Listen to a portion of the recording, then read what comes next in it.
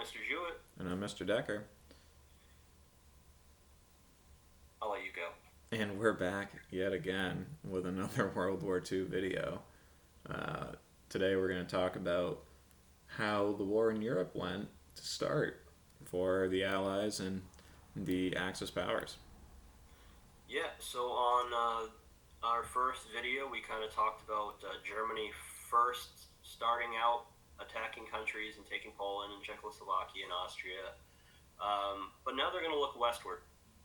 Okay, now they're going to look at France, they're going to look at Great Britain, and they're going to look to try to get all of Europe, essentially. Yeah, in some ways it's actually kind of the opposite of what they did in World War One, where they tried to immediately knock. No, actually, I have it backwards. They go after France in the hopes that they could pretty much knock France and Britain out of the war. So if they decided to focus on Russia, they could devote their entire military strength on them. So, the hope of the world, and hear me out on this, the hope of the world rests on the shoulders of France. Yeah, about that. Did not go that well. No, this is where all the jokes about the French military not being very good come from. Yeah, they just you hate to say it like this. I'm a quarter French. Like my grandparents on my mom's side, they're both fully French, but the French just rolled over. Yeah, no. The German military just marched through France kind of effortlessly. Took about a month. See, they had made a mistake, and it was an understandable one. They assumed that the natural terrain between France and Germany was only passable in one area. And they're like, we'll just build a bunch of forts here, and we'll put our entire military on the other side of it. So when Germany comes, they're going to have to fight through everything to get to us. Because they assumed that the mountains couldn't be gone over, which they were right. But they also assumed that the forests were too thick in southern France for the German tanks to effectively drive through. And they were wrong. So the German tank forces decided, we're just going to skirt right around the giant wall of forts that the French built, and we're going to come in through the south, and we're going to run your country over in 30 days. Yeah.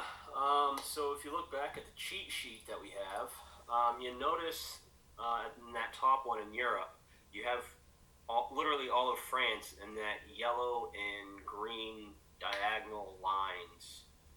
In the key, it says Axis controlled 1941. Essentially, what that means is Germany had full control of France, especially the northern two-thirds of it. You see that red line, if you're looking at the map, the red line in the southern portion of France, and below that it says Vichy France. That northern part, that's completely controlled by Germany, and the southern part is, like, there's a French government, air quotes, Yeah. but in all honesty, it was controlled by Germany. Right. For all intents and purposes, the best France can do for World War II is provide a bunch of freedom fighters and underground resistance, and hope for the best. Some people fled to their colonies in Africa. They had colonies in Algeria, and so some of their leaders fled down there, and they tried to fight the war from there, but they were pretty ineffective for the entire war. Yeah, hence, like Mr. Decker said earlier, hence the jokes about the French and their fighting prowess. Yep. So this, unfortunately, with France being out of the war, leaves Great Britain as the only Allied power remaining. Because at this In all of point, the Europe. Soviets are neutral and not fighting, and the United States is on the other side of the ocean not caring. So it's just Great Britain. Yeah, and as a result, the German military at this point is fully engaged. They have been building and building and building for, years and years, trying to repair that Treaty of Versailles and trying to, make their military powerful once again. And they can now focus everything on England. Yeah. But the English have one advantage that's difficult to get around, and that's called the English Channel. It's about 8 miles at its shortest point, and the British have a notoriously powerful navy. So Hitler's pretty sure that they couldn't just put everyone on boats and float across, and that they would need to instead bomb England into submission.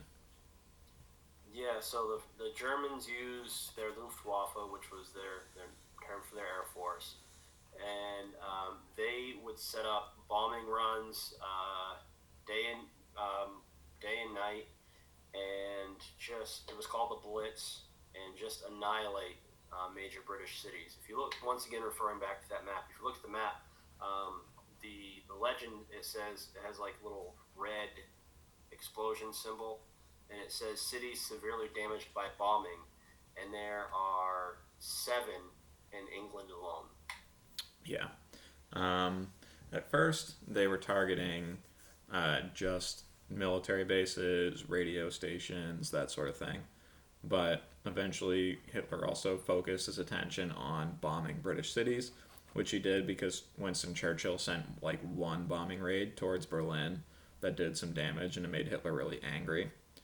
And because of that, and this is a longer aside, but by focusing his attention on the cities instead of the military bases, Hitler actually gave the British time to rebuild their air force so that the RAF could continue fighting. Yeah, the British were very stubborn, thankfully, in World War II.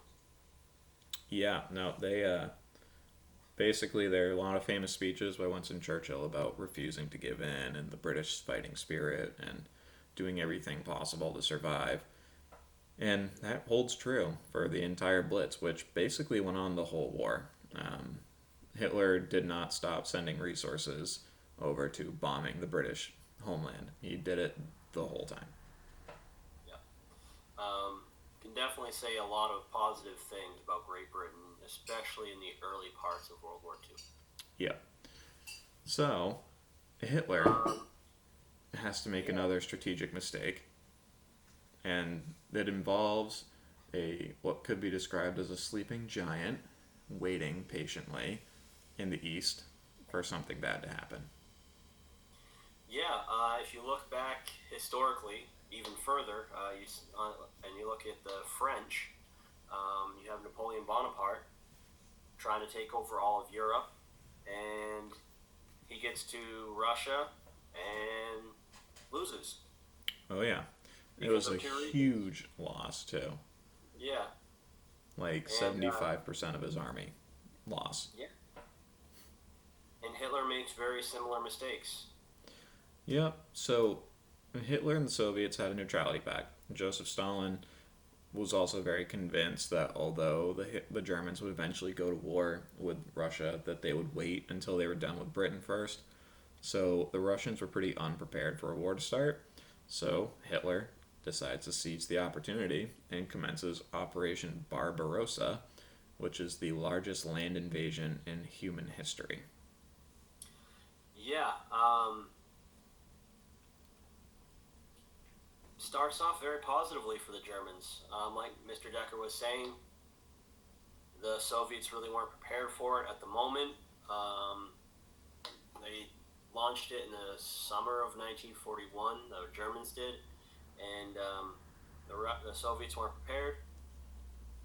Germans made it all the way to the Soviets' capital, Moscow. We're talking it was like thousands of Yeah, miles worth of land. thousands of miles from Germany, just swaths of land.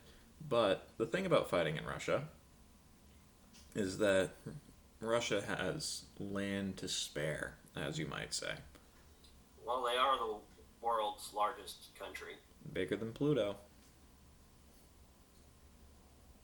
It's That's actually not true. fair, though, is it? I mean, it's cool to be able to say your country's bigger than a planet. Is it a planet though? Sort of. Dwarf planet. Oh, Still okay. counts. Um, so Russia, basically the plan that the Russians had was we're just going to keep backing up and we're going to wait for the Russian military's secret weapon to kick in. Winter. Winter. Why use weapons when everything can be cold? Yeah. The Germans overextended their lines, They couldn't reinforce their soldiers. They couldn't supply them with food and ammo well enough. And it's winter. We know about it here in Maine. We don't see anywhere near the amount of snow that Russia gets. No, not even close. And the Russians obviously are much more prepared for this. And the Germans, at certain points, didn't even have jackets. So, what had seemed like a really quick and easy victory for Germany settled into another 2 years of brutal stalemate battling, which was not a good sign for Germany because the more time you give Stalin to get his army together and get his troops ready to go, the worse things are going to look for you. Yep. And then at the same time, if you do struggle against the Soviets and Stalin, that's your eastern flank, and the British aren't giving in. That's your western. So you're having two different world powers pushing in on you from either side, and that becomes very difficult for Hitler and the Germans to find a way around. Yep. So the long and short of it is Germany goes from sort of a stalemate on a one front war to a definite stalemate at best on a two front war. So, although if you looked at a map, you would say Germany's definitely winning, and maybe they kind of are, you can kind of see the cracks beginning to form in the German success strategy. Yep. Is that everything?